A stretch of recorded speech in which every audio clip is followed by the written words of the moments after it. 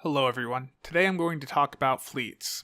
I'll be splitting this up into 3 sections, each with their own video. These sections are Intro to the Fleet System and what to look for in a fleet, Fleet Management, and some helpful fleet tips. If you're an older player, this information likely won't help you too much, but if you're new, it should help a bit. And I will say that I might be biased in some of what I say, but it's just based off of what I've seen over the last 5 or so years dealing with this stuff. So, what are fleets?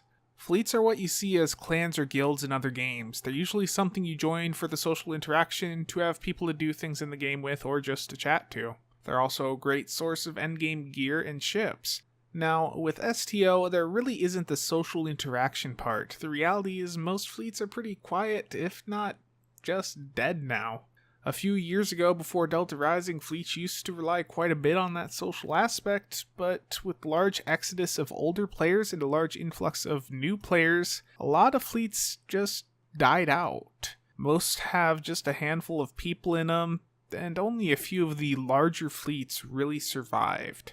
As of 2015, they were saying that there was over 16,000 fleets in Star Trek Online on PC.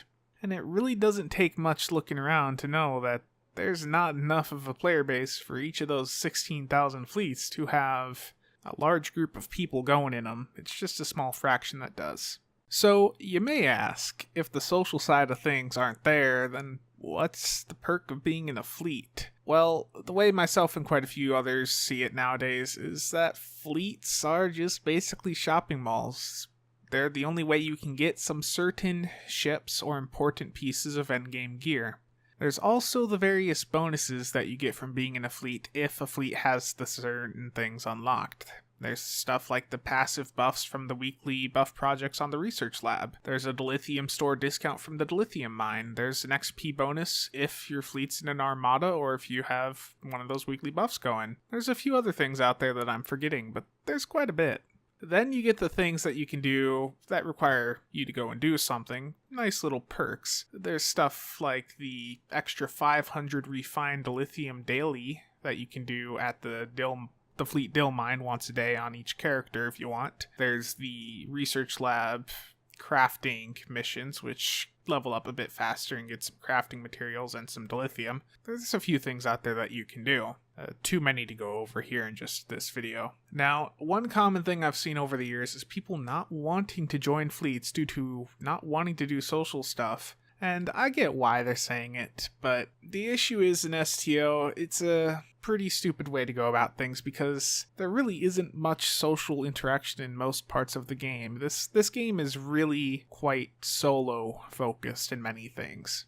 Most fleets will just be happy to have someone online on their roster that's contributing what they can to the fleet projects. Now, if you don't know what a fleet project is, if you're over level 50, you've hopefully dealt with the reputation system at some point. Fleets have their own version of this system with the fleet holdings. Fleet holdings are how a fleet progresses and unlocks new things. With most fleets, you gain access to the fleet stores by contributing to these projects. Contributing to projects nets you fleet credits, which are the currency you use to buy items from those fleet stores. Most fleets, as of making this video, will have a large stockpile of the provisions on all but the colony holding. Those are gained by running certain projects in that holding.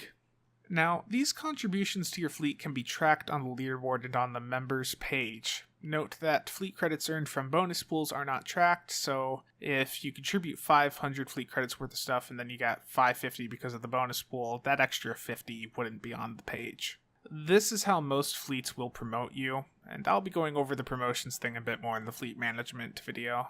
But if you're looking for a fleet on PC, you shouldn't be required to contribute more than 50 to 100,000 fleet credits worth of stuff to projects to gain store access. At this point in the game, there's some fleets with everything that will pretty much just give you access for joining and being active, and not even being active in chat. They just want to see people online and contributing to projects. That's basically all they want. Large fleets will have lots of people all trying to hit the same projects, so a great route to get fleet credits is via the Armada system.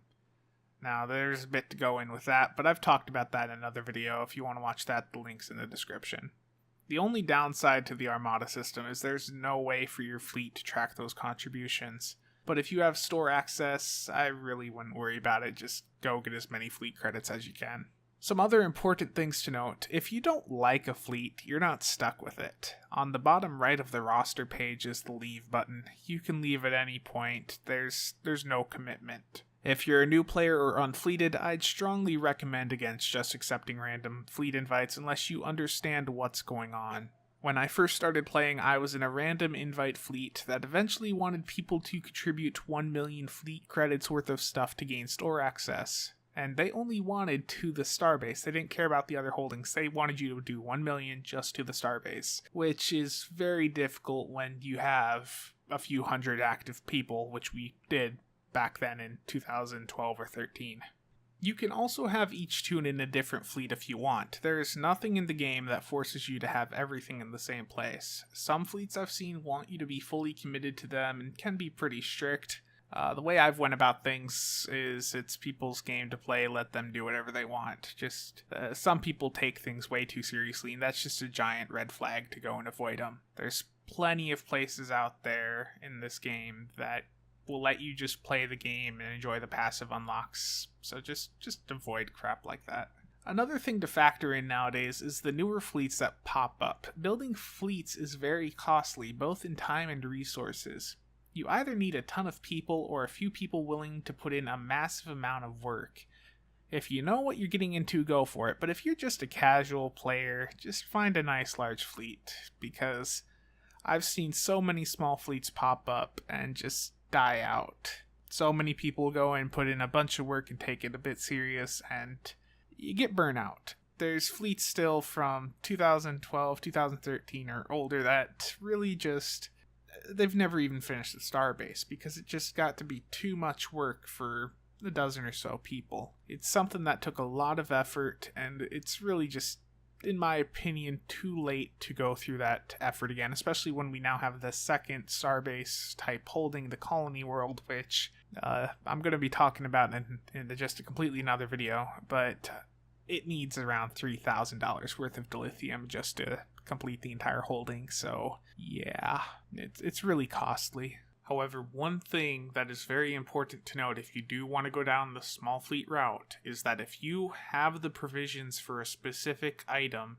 you can get a map invite to a fleet map that has that item available, and you can use your provisions at that other fleet's map to buy the item. That works with everything but ships. Ships, unfortunately, require you to be in a fleet that has the specific requirements met. But if you want to go down the small fleet route, that is a very, very important piece of information to know. And with that fleet I mentioned I was in several years ago, when it was discovered that that was a thing you could go and do, they kicked some people for doing that because they were just such a strict fleet. And it's just another thing. You just gotta be careful with them spam invite fleets. There's just so many of them that just want to trap you down and try to effectively just screw over new players. That's what a lot of them do, so be careful.